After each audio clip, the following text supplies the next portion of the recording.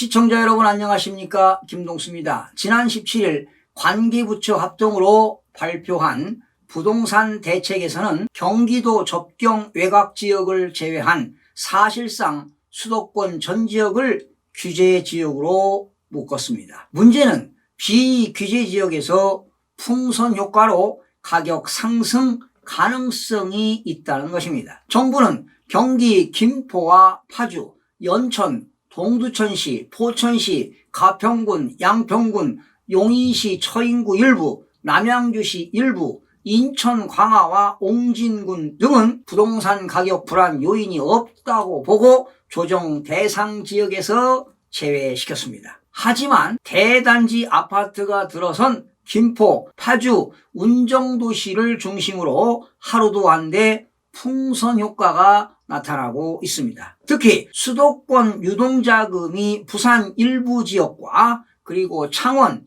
광주 등으로 몰려 가격 상승이 나타날 수도 있습니다. 정부는 공급 대책이 필수가 되어야 할 것입니다. 도심 지역의 꾸준한 주택 공급을 통한 정비 사업의 공급 방향을 모색할 필요가 있습니다. 이번 대책으로 투기 세력들은 잡겠지만 문제는 서민들이 내 집 마련 꿈이 멀어졌다는 것입니다. 우리나라 전체 가구 중에 무주택 가구 수가 여러분들 얼마나 되신지 아십니까? 지난해 발표된 통계청 자료에 따르면요, 우리나라 일반 가구 전체 1997만 9천 가구 중 무주택 가구는 874만 5천 가구로 전체의 43.8%에 달하고 있습니다. 그러나 서울의 경우에는 50.9%로 절반이 넘는 가구가 무주택자들입니다. 이렇게 서민들 집장만이 어려워지면 문제점으로는 매매 수요가 줄고 전세 수요가 늘어나면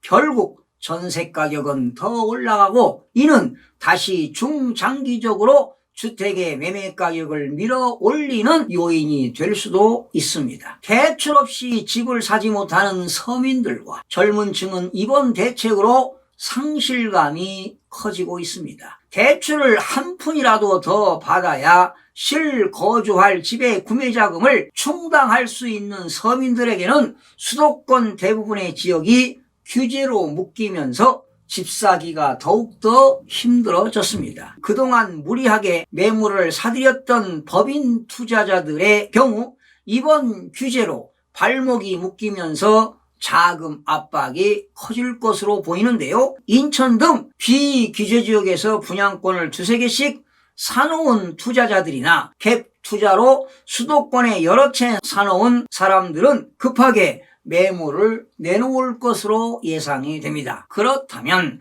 매물 증가로 하반기에는 아파트 가격이 하락할 수도 있습니다. 반면 이번 대책 역시 공급 대책이 부족해서 장기적으로는 집값이 또다시 불안정해질 가능성이 상당히 높아 보이고요. 또 초저금리 시대에 인한 유동성을 흡수할 투자처를 정부가 제시하지 못하고 이미 21번째 대책으로 인해 수요자들이 규제책의 한계를 학습 효과를 통해 느끼고 있다는 것입니다.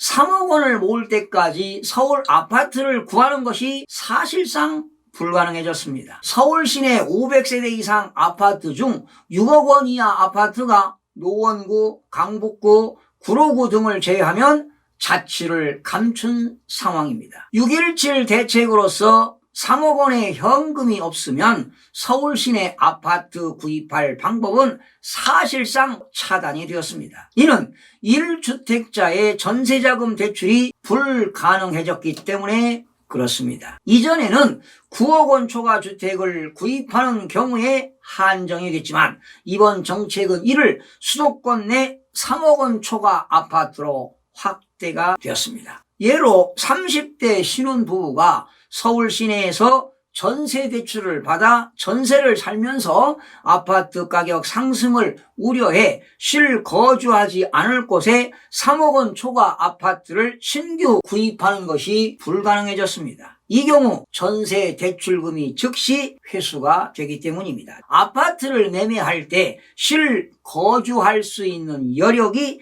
있을 때만 집을 살 수 있다는 뜻입니다. 직장을 다니는 청년 또는 맞벌이 신혼부부들에게 청약 가점은 그림의 떡이나 다름이 없습니다. 무주택 기간이 길어야 하고 부양가족 수가 많거나 소득 기준을 맞추기 위해 맞벌이를 포기해야 합니다. 3억 원은 모아야 건전한 매수인이 될 수 있다는 뜻 아니겠습니까? 부모의 도움 없이 부부가 맞벌이를 해도 현금 3억 원을 모으기란 결코 쉽지만은 않습니다. 이번 부동산 대책이 집값 안정에는 도움이 되겠지만 이번 사태 확산으로 위축된 내수 경기를 더욱 움츠려 들게 할 것입니다. 정부가 갭 투자를 봉쇄하기 위해 전세 대출을 받은 후 투기 지역이나 투기 과열지구에서 시가 3억 원이 넘는 주택을 구입할 경우 전세 대출을 즉시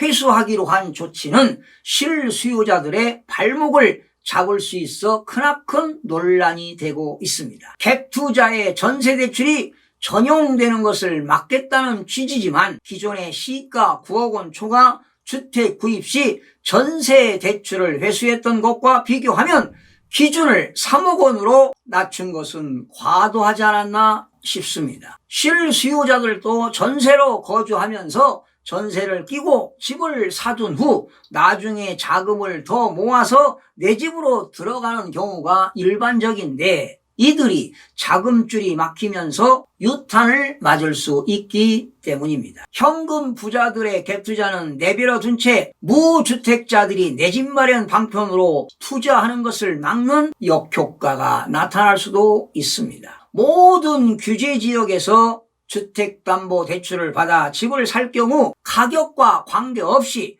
6개월 내 전입을 의무화한 것도 유례가 없는 강력한 규제입니다. 만약 6개월 이내에 전입하지 않는 경우에는 불이익이 있는데요. 어떠한 불이익이냐 하면 대출 약정 위반으로 기한의 이익이 상실되어 대출 상환이 필요하고요. 또한 돈을 빌려온 차주는 향후 3년간 주택 관련 대출을 받는 것이 제한이 되는 겁니다. 현금 3억 원이 없으면 평생 전세나 월세를 살아야 합니다. 도대체 이런 정책이 어디 있습니까? 이해는 갑니다. 집값 안정화 초점을 맞추기 위해 강력한 그런 정책을 수립한 거에 대해서는 이해가 가지만 무주택자들이 내 집 마련하는데 어렵다는 얘기 아니겠습니까? 자금 여력이 부족해 대출에 의존해야 하는 30, 40대 세대들에게는 내 집 마련이 더욱더 어려워질 수 있습니다. 그러다 보니까 30,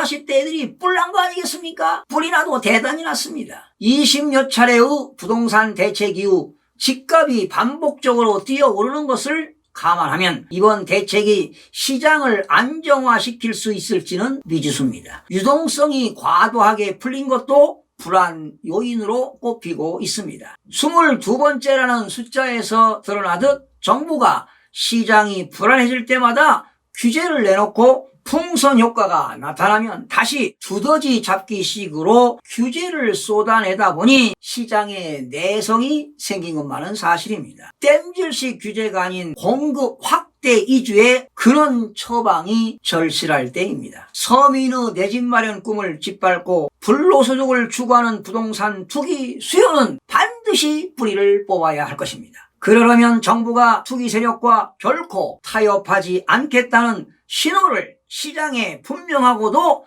지속적으로 보내줘야 합니다. 다주택 투기 세력에는 불리하고 실수요자들에게 유리한 주택 정책을 일관성 있게 추진해야 할 것입니다. 집값 상승의 주된 요인은 시중에 부동자금이 1,000조 원을 웃돌 만큼 유동성이 넘쳐나는 데 있습니다. 이런 판국의 공급 확대 없이 전세와 대출을 이용한 주택 구입을 막으면 계층 간 자산 격차만 키우고 집값 안정에는 도움이 안 될 것입니다. 이번 대책으로 시장의 과열은 당분간 냉각될 것입니다. 하지만 효과가 오래갈 가능성은 그렇게 높지 않습니다. 30, 40대 중심으로 무주택 실수요자들의 불만이 들끓고 있습니다. 무주택자가 느끼는 박탈감은 말로 형용할 수가 없습니다. 20번이 넘는 부동산 대책에도 집값은 계속 치솟고 대출 한도는 줄어들면서 자금력이 부족한 젊은 세대의 주거 사다리를 정부가 걷어차고 있다는 불만이 여러 군데에서 터져나오고 있습니다. 국토교통부에 따르면 부동산 매매업 그리고 부동산 임대업 법인수가 지난 2017년 이후 증가세를 보여 지난해 말 부동산 매매업은 약 3만 3천여 개, 임대업은 4만 9천 개로 늘었습니다. 그러니 부동산 임대업과 부동산 매매업이 무려 8만 2천 개의 법인들이 있다는 것 아니겠습니까? 이렇게 법인의 아파트 매수 비중도 2017년 1%에서 지난 1월에서 5월까지 5.2%까지 큰 폭으로 올랐습니다. 특히 지난해 말부터 대전과 인천과 청주 등 과열 양상을 보인 지역을 중심으로 법인들이 매수하는 비중이 10%를 초과하기도 했습니다. 지난 1분기 개인이 법인에 양도한 아파트 거래량은 1만 3,142건으로 전체 거래의 무려 73.4%에 달했습니다. 정부는 법인의 주택 매수 단계부터 이번에 확실하게 막았습니다. 시기적으로 늦었지만 정말로 잘한 일입니다. 돌아오는 7월 1일부터 규제지역과 비규제지역을 포함한 모든 지역에서 법인이든 개인이든 주택 매매업자 그리고 임대사업자에 대한 주택담보대출을 전면 금지시켰습니다. 아주 잘한 일입니다. 금융대출을 활용한 레버리지 투자가 완전히 차단된 셈입니다. 아울러 정부는 법인 소유의 주택에 대한 보유세를 강화해 세부담을 높였습니다. 지금까지는 개인 법인에 대한 구분 없이 납세자별로 보유주택의 공시가격을 합산해 종합부동산세를 부과해 왔습니다. 하지만 내년 종합부동산세 부과분부터는 법인 보유 주택에 대한 최고 세율인 3%에서 4%까지가 적용됩니다. 더욱이 법인이 보유한 주택에 대한 6억 원 규모의 종합부동산세 공제도 사라집니다. 과세 표준을 결정하는 공시가격과 공정시장가의 비율이 점차 현실화되고 있는 상황에서 발표된 이 같은 조치는 법인의 부동산 보유를 막겠다는 정부의 강한 의지로 풀이가 됩니다. 마지막으로 법인이 주택을 매도할 때 발생하는 양도소득세의 경우 추가 과세 세율을 현행 10%에서 20%로 인상하고 비과세였던 8년 이상 장기 등록 임대주택도 추가 세율을 적용하기로 했습니다. 이번에 추가 세율을 10%에서 좀 30%로 과감하게 올려야 하는데 20%를 올려서 좀 아쉽기만 합니다. 이와 함께 국토교통부는 모든 법인 거래에 자금 조달 계획서 제출을 의무화하기로 했습니다. 상당수의 법인들이 단기 차익 실현을 목적으로 주택을 매매하는 경우가 많은데 양도 추가 세율이 적용되는 내년 1월 1일 이전에 매물들이 나올 것으로 예상이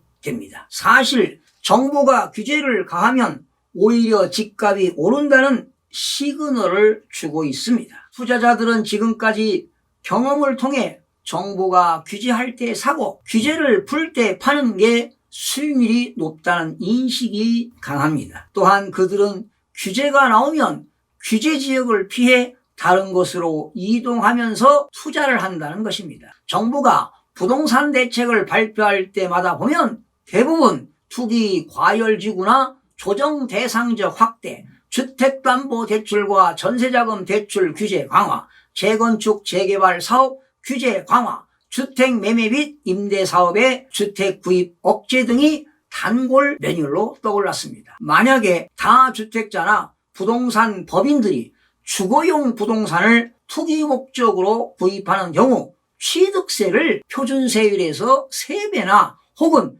5배로 중과를 시킨다면 투기 수요가 줄어들어 집값은 안정화될 수가 있을 것입니다. 이런 정책들을 좀 해주시길 간곡히 부탁드리면서 방송 마치겠습니다. 시청해주신 여러분 대단히 고맙습니다. 여러분들의 응원 댓글과 그리고 많은 고견들을 부탁드리면서 마치겠습니다. 시청해주신 여러분 대단히 고맙습니다. 최선을 다하겠습니다. 내일 아침에 뵙겠습니다. 마음이 드셨다면 구독, 좋아요 꼭 부탁드리겠습니다. 고맙습니다.